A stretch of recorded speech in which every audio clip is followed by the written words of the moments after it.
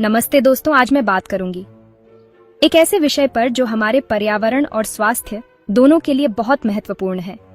Polythene के नुकसान और उससे बचने के उपाय। सबसे पहले तो पॉलीथीन पर्यावरण प्रदूषण का एक बड़ा कारण है।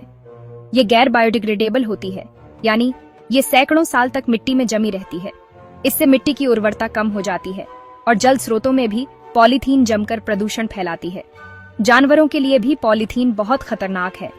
कई बार जानवर गलती से इसे खा लेते हैं, जिससे उनकी मौत हो सकती है।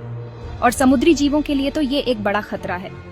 मानव स्वास्थ्य पर भी पॉलीथीन का बुरा असर पड़ता है, खासकर जब हम गर्म भोजन को पॉलीथीन में रखते हैं। इससे हानिकारक रसायन भोजन में मिल जाते हैं, जो कैंसर जैसी बीमारियों का कारण बन सकते हैं। और जब पॉलीथीन जलती है तो इससे निकलने वाली विषैली गैसें सांस की बीमारियों को जन्म देती हैं। पॉलीथीन नालियों को बंद कर देती है, जिससे बारिश में जल भराव होता है और मच्छर पनपते हैं। ये डेंगू और मलेरिया जैसी बीमारियां फैलाते हैं। अब जानते हैं कि हम पॉलीथीन से कैसे बच सकते हैं। सबसे पहले बाजार जाते समय कपड़े या जूट के थैले ले जाएं।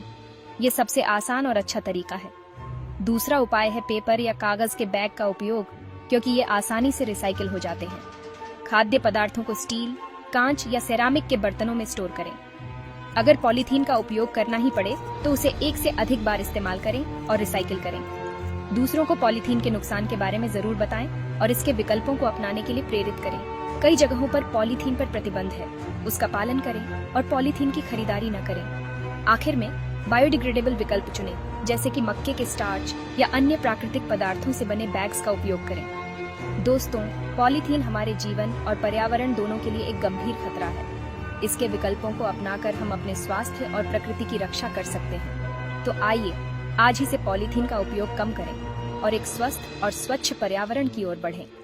धन्यवाद। इसके अलावा हमें अपने आसपास के लोगों को भी जागरूक करना चाहिए। पॉलीथीन के नुकसान के बारे में जितना अधिक लोग जानेंगे, उतना ही वे इसके उपयोग को कम करने के लिए प्रेरित होंगे। स्कूलों और कॉलेजों में भी इस विषय पर जागरूकता फैलानी चाहिए, ताकि नई पीढ़ी पॉलीथीन के दुष्प्रभावों को समझ सके और इसके विकल्पों को अपनाने के लिए प्रेरित हो। सामुदायिक कार्यशालाओं का आयोजन करें, जहां लोग खुद अपने हाथों से कपड़े या जूट के थैले बना सकें। इससे न केवल पॉलीथीन का उपयोग कम होगा, बल्कि लोगों में एकता और सहयोग की भावना भी बढ़ेगी। स्थानीय बाजारों में भी विक्रेताओं को प्रोत्साहित करें कि वे पॉलीथीन की जगह पर्यावरण के अनुकूल पैकेजिंग का उपयोग करें। इससे न केवल पर्यावरण को लाभ होगा, बल्कि ग्राहकों को भी एक सकारात्मक संदेश मिलेगा। और सबसे महत्वपूर्ण बात, हमें अपने कचरे को सही तरीके से प्रबंधित करना चाहिए। पॉलीथीन को अन्य कचरे से अलग रखें और इसे रिसाइकिल करने के लिए सही स्थान पर भेजें।